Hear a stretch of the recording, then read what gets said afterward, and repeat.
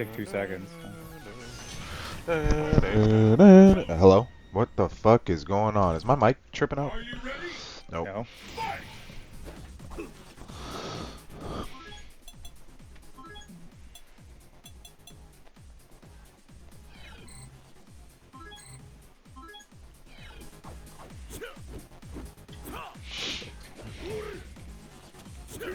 Okay.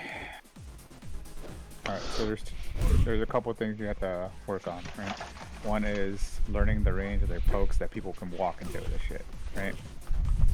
Because like it's gonna whip right here, but if they were to move forward and it would still hit, right? Then you get to do the same thing, but for buttons, right? So like, yes, I can hit their button from right here, but I can also hit their buttons from further away if they were to walk forward and hit a button, right?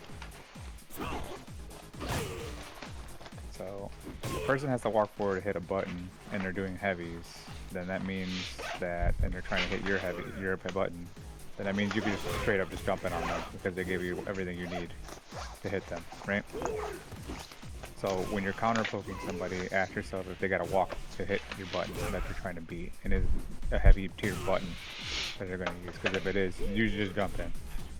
That's basically all you need to know. But you have to learn this first, and then the thing that we were already doing, right? Poking the poke. All you had to do was Meet the walk. To walk with a while poking, and if they're doing that, they're gonna die. Also, you don't have to worry about jabs because nobody really jabs in this ranges because they don't reach. They only do combos. They're always gonna use medium and heavy, but we need them to get that heavy to come out. So we have to beat their mediums at all times. The only way to beat the medium with a jump is if you're just gonna preemptively jump, which is a bad idea, unless the character has a dumbass move, like a dive kick or something. Right? Which Akuma in this game does, but it's not fast enough to do it. No, slow. Yeah. So unless the character has a really dumb move that can counteract the mediums, you're better off just hitting buttons. Also, there's that one concept I was looking at because the Tekken player explained that in Tekken, there are 3 ways to deal with attacks. You either do mix-ups on the opponent at all times, and if the opponent's trying to do mix-ups, you just hit buttons, but don't move. You don't move where you're standing. So for example, if I were to get hit, right, normally you would want to move away, but in Tekken, they would just hit it. They would just hit the button again because the opponent's just gonna be greedy and get hit. So for example, it would rather be something like this: you took a hit, but you're just gonna counter a fireball. Yeah. Now usually it's a bad idea to do that because you get jumped in on, but sometimes these guys be like trying to walk in again. So, Be greedy. yeah. So like sometimes you don't want to move. You just want to do another action, even if you get hit. In case the dude fucks you. Right? It's not like a really advisable tactic, but it's something in Tekken, just to keep it in mind, right? And then the third thing, obviously, is whip punch. So.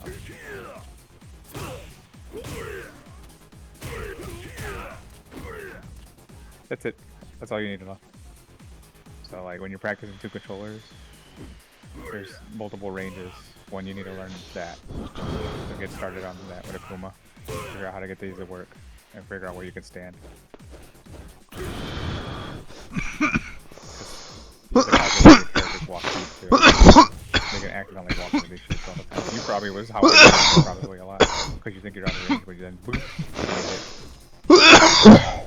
You're too close.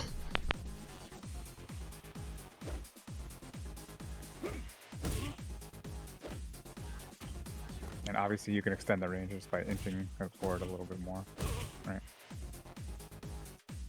But you think that you need to inch forward to hit the non-standing opponent right here, when I really honestly have to only be right here again, because it might walk into it, right? Especially when he has a faster walk speed. And then obviously learn, still do poke the poke, but know that you can do it from a little further away if the opponent's walking with you.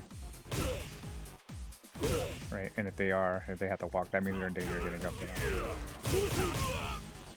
Especially if they're using heavies all the damn time, which everybody does in the games that you play. And in City of the Wolves, they only have 2 choices between 2 button tiers, light and heavies. Yeah. So it's easier to jump in on that game. especially since nobody uses lights. So 90% of the time you're gonna get a jump in.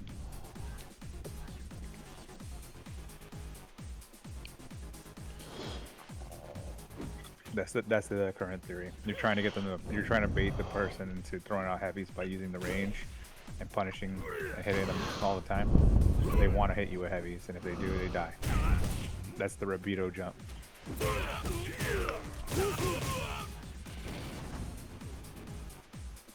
All right, that's it. President wanted me to share. That's all you need.